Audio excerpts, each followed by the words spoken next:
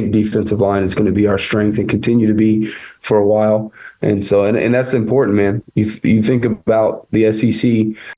Howdy, everyone. Welcome into the TexAgs Rewind presented by Specs. We are in the Rollo Insurance Studio. Nick Savage filling in for David Nuno. Got Carson Stein with me and Luke Evangelos behind the glass.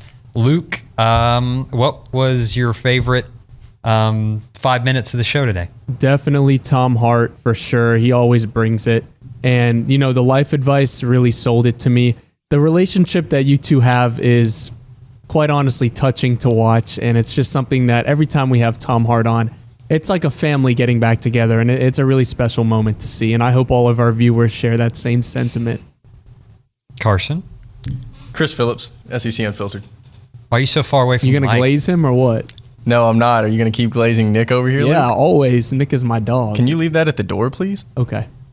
Well, we had Tom Hart and Chris Phillips on the Rewind. We also had Braunie join us in the Go Hour because OB was out. And we had Brandon Leone, of course, giving his thoughts on some Aggie football. So take a look.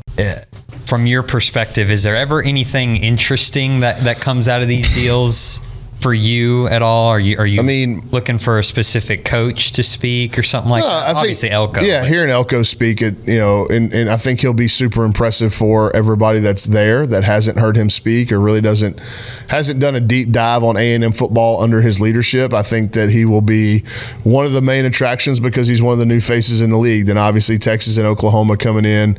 Hear what Sark has to say, Brent Venables, about what they're facing with the league. Do they have a good understanding of what it's like on the week in, week out basis? That, I think, is something that has been lost on. I don't really deal with a lot of Oklahoma people, but the Texas folks, I'm like, man, it's just different. Like, I'm just telling you, it's not about going and beating Arkansas at their place. It's that the fact that you've got Ole Miss coming into your place the next week, and then you got to go on the road to Bama.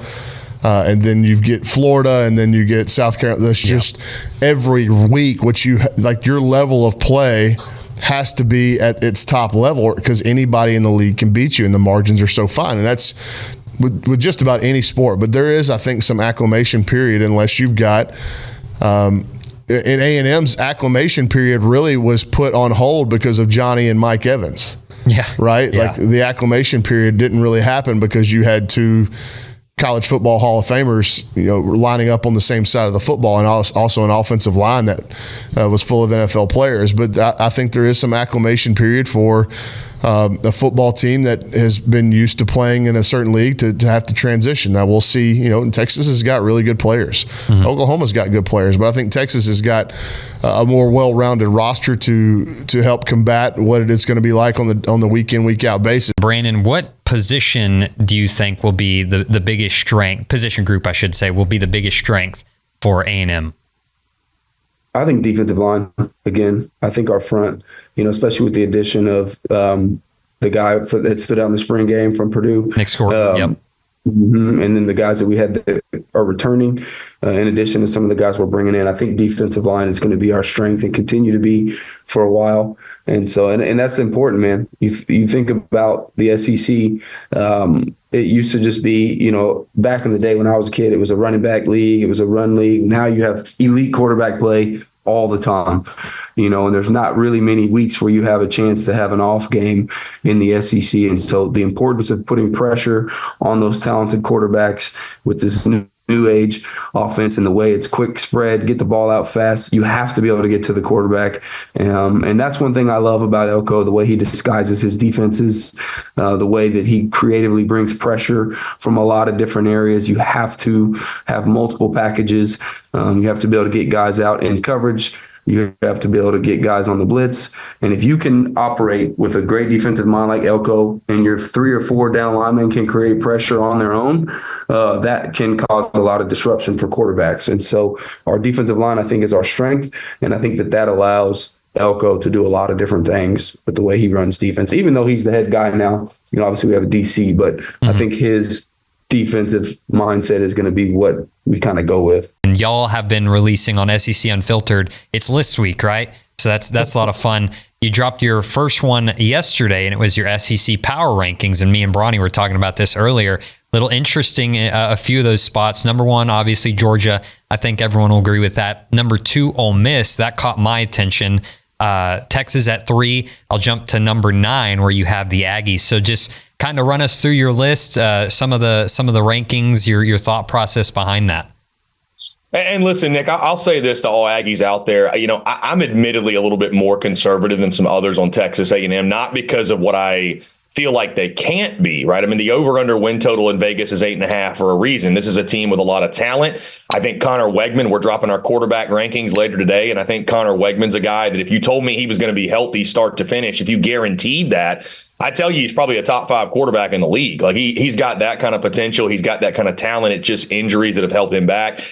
You got Torian York on the defensive side. I mean, I think both lines of scrimmage are going to be solid. I think even though you lost some guys like Anaya Smith, Evan Stewart, Walter Nolan on defense, you still have playmakers. Like this is not your typical year 1 for Mike Elko. And if you can kick the door down in week 1 and beat Notre Dame, and I think that could set you up for a 9-win season, maybe potentially competing for a college ball playoff. But I am in a little bit of show me mode with Texas A&M. I'm like many others where I've been burnt before, and I don't think that's a bad place to be. You know, I look at the attendees they have for SEC Media Days, and I think obviously they're Aggie stars, but it feels a lot more like these are lunch pail guys, and it's much more workmanlike than maybe some of the stuff we saw under Jimbo Fisher with the sunglasses at Media Days. And I look back and I'm like, we probably should have known it was off the rails at that point because it was all this glitz and this glamour. And I've heard Billy talk about this before, that Texas A&M is at their best when they're going out there to prove something and punch you in the face. Like that's when Texas A&M, when they've got that lunch pail workmanlike mentality. And I think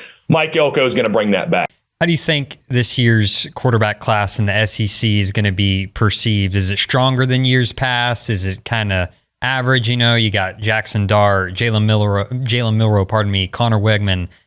Just what do you think of the group as a whole? Yes, I think it's going to be a great group. And you mentioned those names, and then probably the next level, like Brady Cook had an amazing season last year.